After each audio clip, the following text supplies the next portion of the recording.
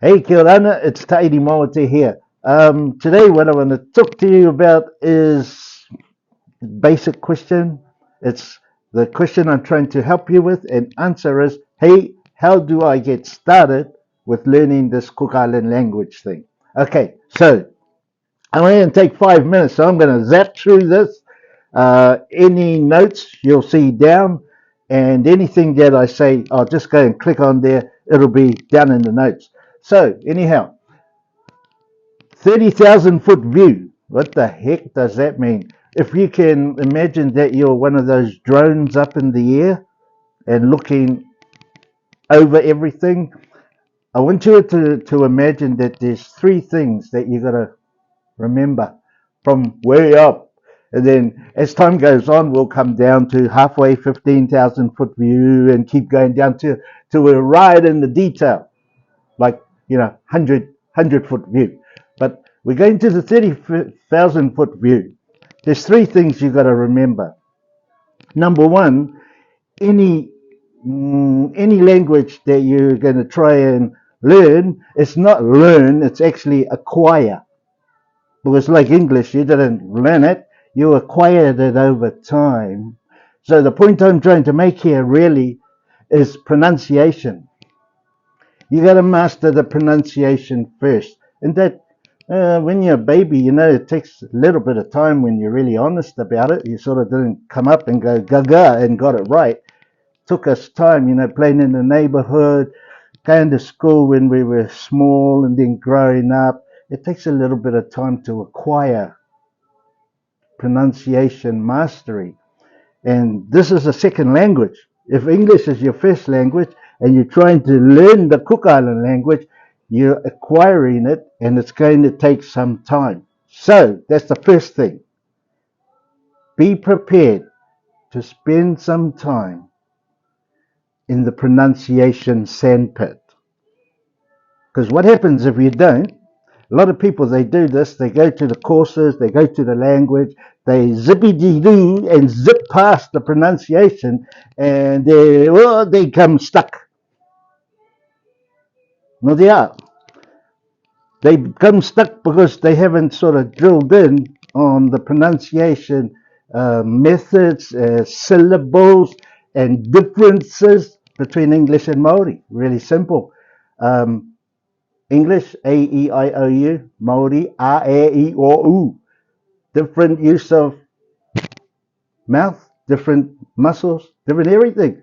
So it takes a little bit of time to import that, to acquire that usage of the Maori vowels, consonants, blah, blah, blah. So don't skip past. Number two, the second thing you got to do when you're learning this language, especially Cook Island, but any language, you got to think Cook Island. Yeah. Because a lot of people, they actually try and, how to put, they think English on the Cook Island or on the whatever language. No, you got to think Cook Island. Think how they think.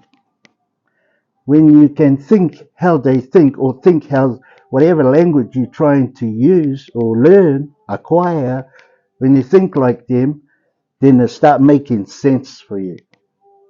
And it was just like someone who's like Chinese, they got to think English to get the English language, which is a lot harder. But you got to think Cook Island. Give me an example. Well, really simple one. We say in English, the man is eating the banana, and in Cook Island they think te kei nei te tangata te mika. So it translated that eating the man the banana. So you just got to think how a Cook Islander thinks. Okay. Third thing. So first thing was got to get the pronunciation right. You got to master that. Don't zippity zoo past it. Second thing was you got to think Cook Island. Yeah, at the beginning you're going to have to pick up words, but after you pick up the words, you got to start thinking Cook Island, thinking like a Cook Islander, and pick up the words of a Cook Islander and see where their mindset is. Third thing, last thing before I go. When you're picking up the words, because words is a big part of it, One of the biggest problems people have is, oh man, I'm going to have problems remembering, recalling. How do I use that word? So we got a solution for that. We've used it on ourselves, and we've used it with other students, people. You got to learn how to the technology behind.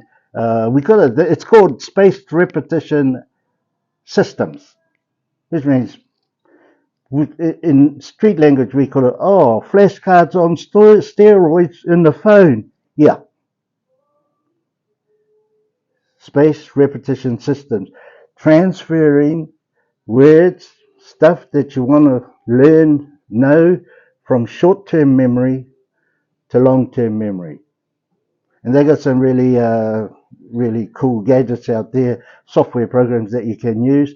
We use brainscape.com. That's the one that we use, but it is key. It is key to learning the words and putting it in there long term, okay? Not short term, long term. And the reason it's key is really simple.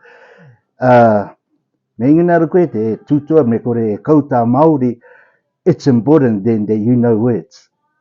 In English, if you want to speak the Cook Island language, it's really important that you know words. So if you know, it makes sense if you're not willing to grab words and use the technology to make it easy for you to remember the words, probably the wrong course. But if you are willing to use technology, use your phone, we call it the 10-15-10. 10 minutes in the morning, 15 at lunchtime, 10 minutes in the evening, done for the day. Because you're just going like this. And it helps you to remember and recall words big time. So anyhow, just to recap, answering the question, how do I start? Where do I start? And our answer is, well, let's start at being a drone and looking at the 30,000 foot view like this. Okay? Three things to remember as you're coming down, looking over the territory. Numero ta'i, you got to master pronunciation. You got to spend some time learning the pronunciation of the alphabet, everything, because every word, katukanga, akatereanga, all the words are in the alphabet. So it really pays to spend time there. That spending time on learning pronunciation gives you the confidence. Really important. Okay? So the second thing, after mastering pronunciation, you want to think like a Cook Islander. Think like a Cook Islander. Because you're actually learning a new culture, a new language, everything.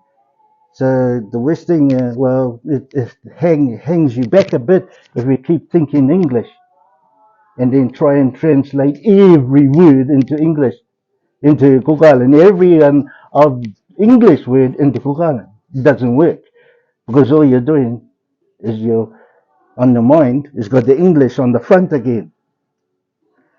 So when you're starting out, sure, you got to get some basic vocabs up.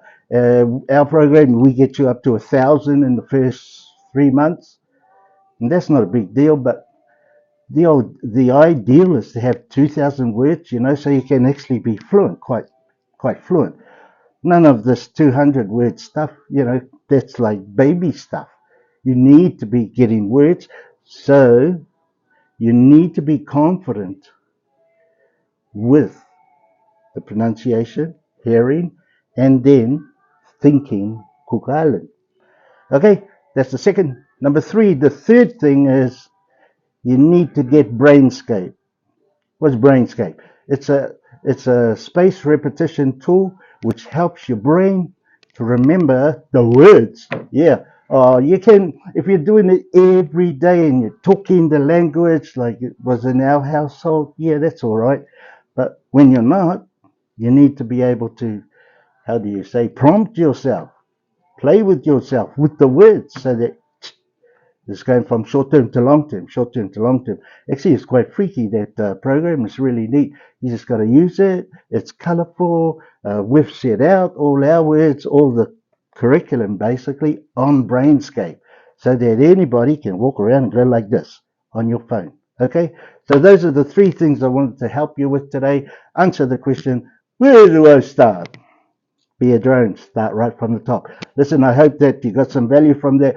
We shall see you tomorrow on the next video. Okay, no reire, ka kite, and be good.